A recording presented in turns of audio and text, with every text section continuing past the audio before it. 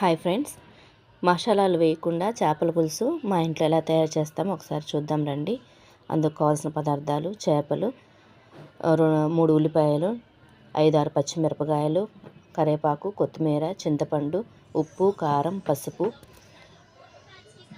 కావాలి. వేడి నీళ్ళల్లో చింతపండును నానబెట్టుకోవాలి. కడుక్కుందాము.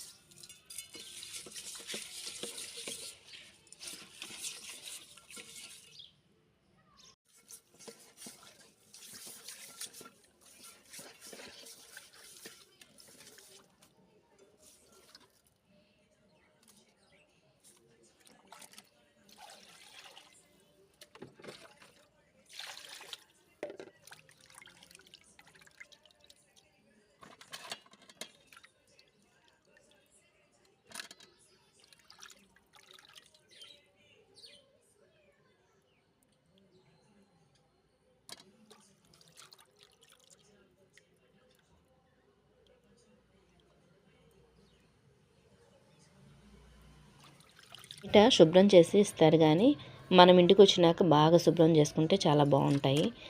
నేను ఇంటికి వచ్చినాక కూడా బాగా కడుగుతాను, బాగా తెల్లగా వచ్చేటట్టు శుభ్రం చేస్తాను చేపలని.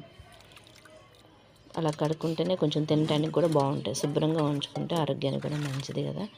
తెల్లగా వచ్చినాయి చేపలు.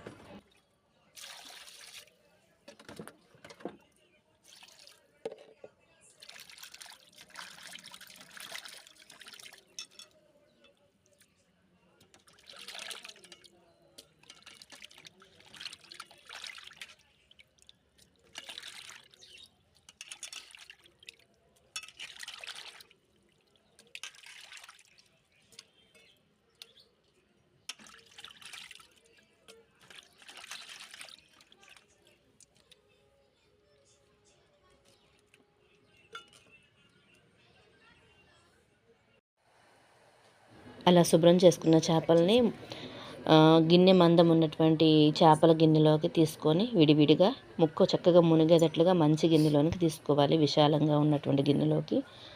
తర్వాత కట్ చేసుకున్నటువంటి ఒక 3 ఉల్లిపాయలు, 5-6 పచ్చిమిరపకాయలు. మనం దీంట్లో మసాలాలు ఎక్కువ వాడం, అంటే మా వారికి ఇలా చేస్తేనే ఇష్టం. ఇలా అయితే పిల్లలు కూడా న్యాచురల్గా తింటే బాగుంటుంది. మసాలాలు అనుకుంటాం కానండి, అన్నిట్లోకి మసాలా వేస్తే అంతగా బాగుండదు. కొన్నిసార్లు ఆ చేపల టేస్ట్ అనేది కూడా పోతుంది. నాకు ఆల్రెడీ నేను ఇలాగ కూడా తింటాను, అల్లం వెల్లుల్లి పేస్ట్, టమాటా వేసి చేపల కూర చేసింది కూడా తింటాను. సో ఇలా చేసుకుందాము. ఇలా ఈసారి చూపిస్తున్నాను, ఒక్కసారి చూడండి. ఇది కూడా చాలా బాగుంటుంది, మీ ఇంట్లో ట్రై చేయండి. చేపల టేస్ట్ చక్కగా తెలిసిద్ది, పచ్చివాసన ఏమి ఉండదు.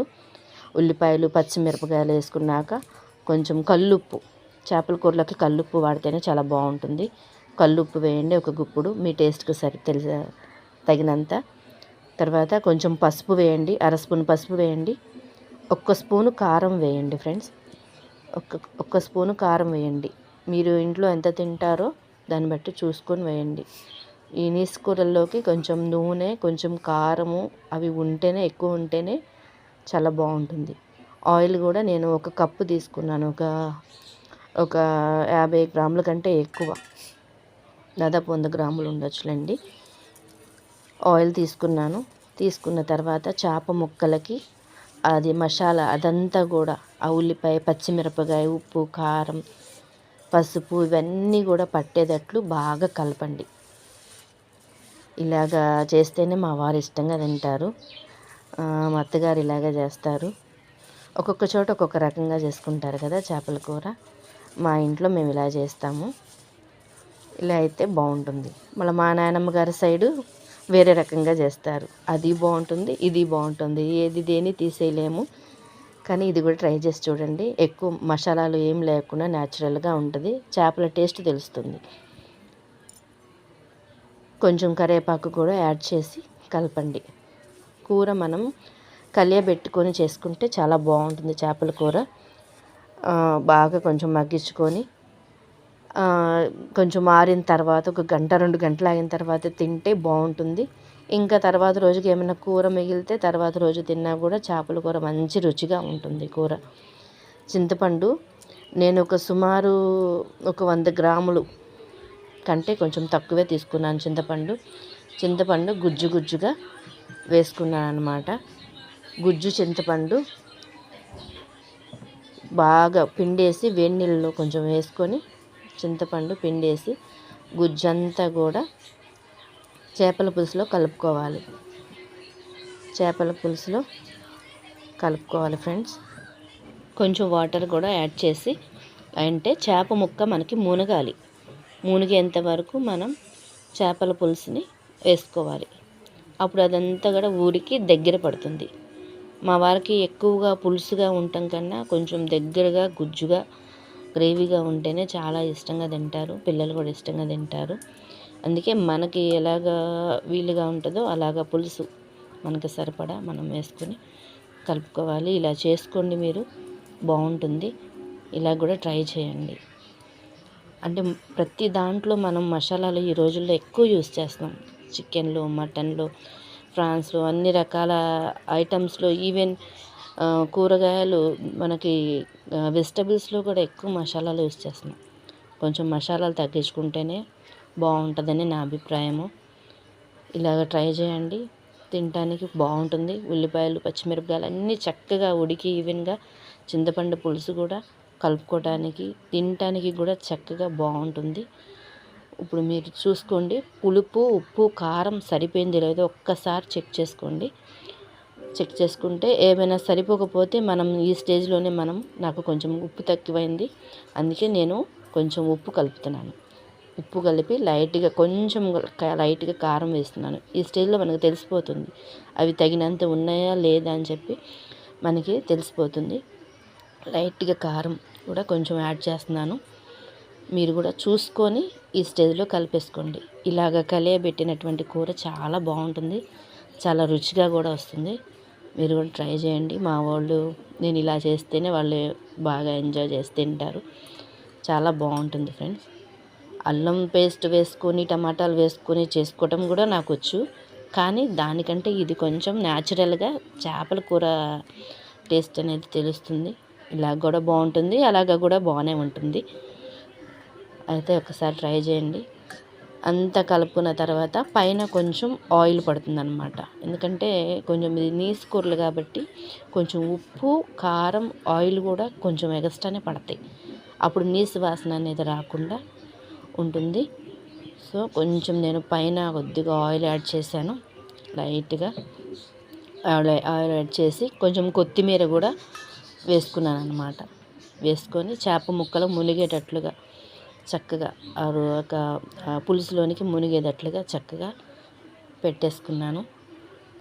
పెట్టుకున్న తర్వాత లాస్ట్లో పైన కొంచెం గార్నిషింగ్ కోసం కొంచెం దానిపైన వేసి నేను పెట్టుకొని గ్యాస్ స్టవ్ వెలిగించి కొంచెం స్టార్టింగ్లో కొంచెం మీడియంలో పెట్టుకొని మంట మీడియం ఫ్లేమ్లో పెట్టుకున్నాను. మీడియం ఫ్లేమ్లో పెట్టుకొని చేపల కూరని పొయ్యి మీద పెట్టేసుకున్నాను. పొయ్యి మీద పెట్టుకొని మధ్యలో మూత తిప్పుతూ ఉండాలి చేపల కూర. ఎందుకంటే చేపల కూరని గరిటెతో తిప్పకూడదు. చేపల బాండీని 2 చేతులతో పట్టుకొని, అసలు ఒక గుడ్డతో 2 చేతులతో పట్టుకొని దాన్ని ఇటు నుంచి అటు తిప్పుతూ ఉండాలి. గరిట యూస్ చేయకూడదు, చేప ముక్కలు విరిగిపోతాయి. మనకి పులుసు గ్రేవీగా రావడం ఎంత ముఖ్యమో ముక్క కూడా విరగకుండా జాగ్రత్తగా కూర చేసుకోవడం కూడా అంతే ముఖ్యం ఫ్రెండ్స్. చేపల కూరని గరిటెతో తిప్పకుండా మనం ఈ స్టేజ్లో ఇట్లా చేపల పులుసుని అట్లా క్లాత్తో పట్టుకొని మనము డేక్షాని బాండీని తిప్పుకోవాలి. తిప్పుకొని చక్కగా మనం బాగా ఉడకనివ్వాలి. ఆ పులుసు అంతా ఉడికితే చక్కగా దగ్గర పడిద్ది. మధ్య మధ్యలో ఒకసారి మూత తీసుకొని చూసుకుంటా తిప్పుకుంటూ ఉండాలి. చూసారా, నేను పెట్టిన ఒక 10 నిమిషాలకి 15 నిమిషాలకే చేప కూరలు చక్కగా ఉడికిపోతుంది.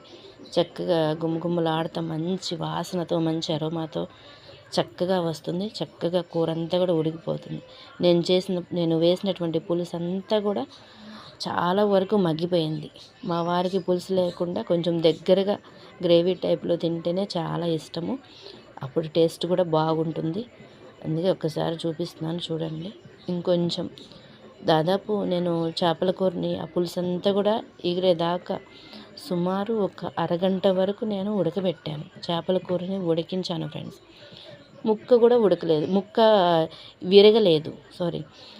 విరగకుండా అరగంట సేపు నేను ఉడికిచ్చాను. చూడండి, ఫైనల్గా చేపల కూర ఎంత బాగా వచ్చిందంటే చేప ముక్క విరగకుండా చక్కగా వచ్చింది. కూర కూడా పులుసు గ్రేవీ చూడండి ఎంత దగ్గర పడిందో, చక్కగా బాగా ఉడికింది. Thank you friends, thank you for watching. Please subscribe, share and likes. Thank you. మీరు కూడా మీ ఇంట్లో చేపల కూర చేసుకొని ఎలా ఉందో కామెంట్ పెట్టండి. Thank you very much.